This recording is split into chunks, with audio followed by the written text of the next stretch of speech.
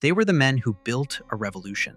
They marched across mountains, starved in the wilderness, and fought against impossible odds. Together, they helped turn a broken army into a force that would reshape China forever. But in the end, the revolution didn't just devour its enemies, it devoured its own generals. This is the story of three men, loyal, brilliant, and ultimately doomed.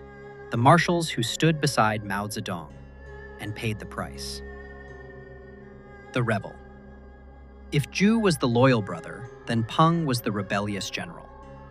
Peng started his service to Mao at the age of 28 and grew through the ranks to become one of the senior-most generals in the Communist Party. In the many wars that the Communist Party was involved in, Peng proved to be an invaluable asset to Mao.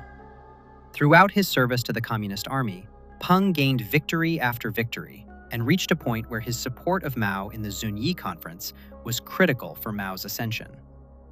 On a few occasions during the war against the Kuomintang forces, Peng was able to help Mao evade capture and defend the leadership of the Communist Party in Shanxi.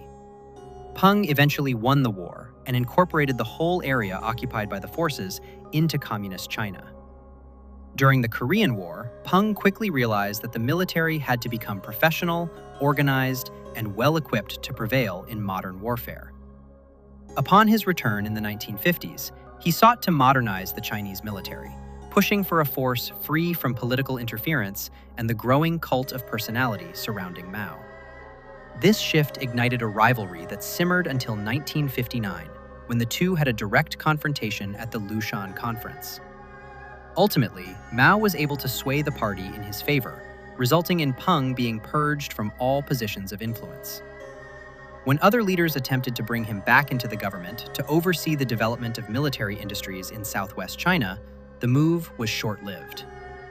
At the onset of the Cultural Revolution, Peng was rearrested by the Red Guards and subjected to a series of brutal public humiliations. He was forced to stand for hours while he was being shouted at and sometimes being flogged.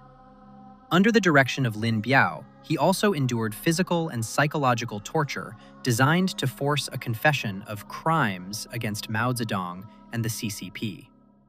He was eventually sentenced to life imprisonment and died in custody at the age of 74. Following Mao's death, Peng was fully exonerated. Today, he is honored as one of the most successful and highly respected generals in the history of the Chinese military. But the accolades came too late to the man who had revolutionized the Red Army, but still died at the hands of the system that he had created. The inseparable bond, Zhu-Mao.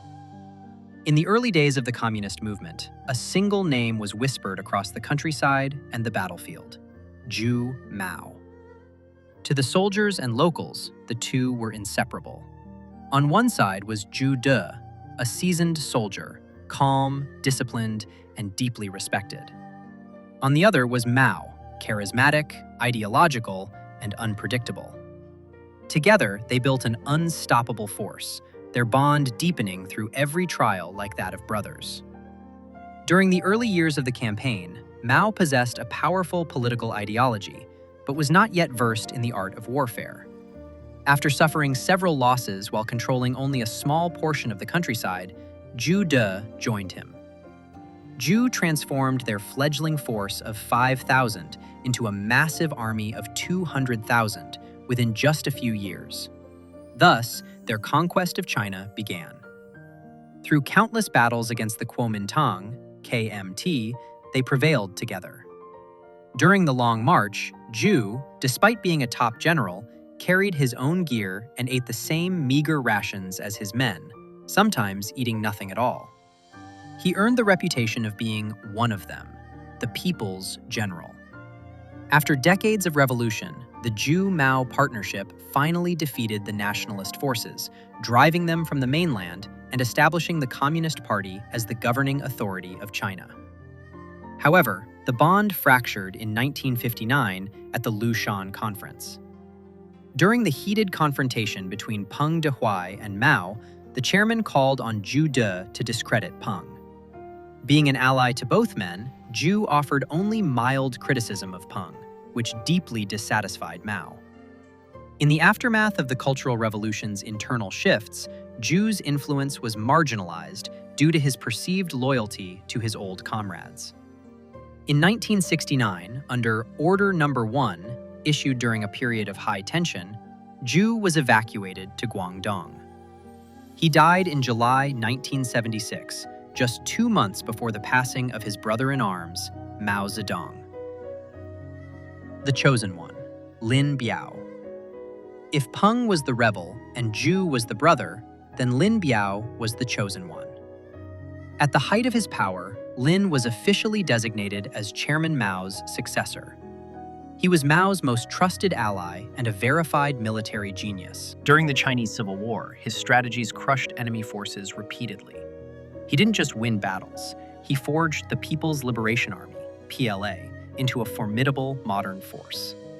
Lin Biao rose quickly through the ranks, his charisma and strategic brilliance catching Mao's eye early on.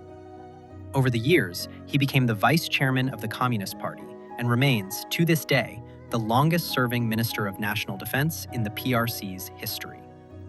Lin was instrumental in building the foundations of Mao's cult of personality in the early 1960s. For his service during the Cultural Revolution, he was rewarded by being named Mao's sole successor in 1966. However, the Chosen One met a mysterious and violent end. In 1971, Lin Biao died when his plane crashed in Mongolia shortly after takeoff. It has been alleged that Lin, fearing he was about to be purged after a tip-off, attempted to flee to the Soviet Union. Speculation persists that his plane was shot down to prevent his escape.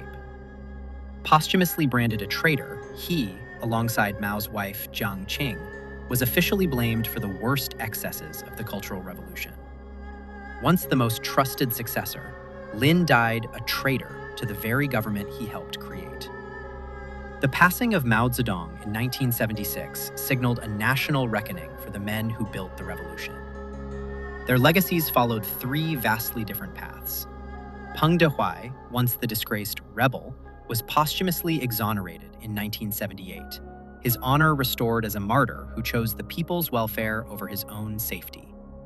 Zhu De, the immortal brother, died with his reputation intact, forever immortalized alongside Mao in the inseparable Zhu-Mao partnership that founded the Red Army.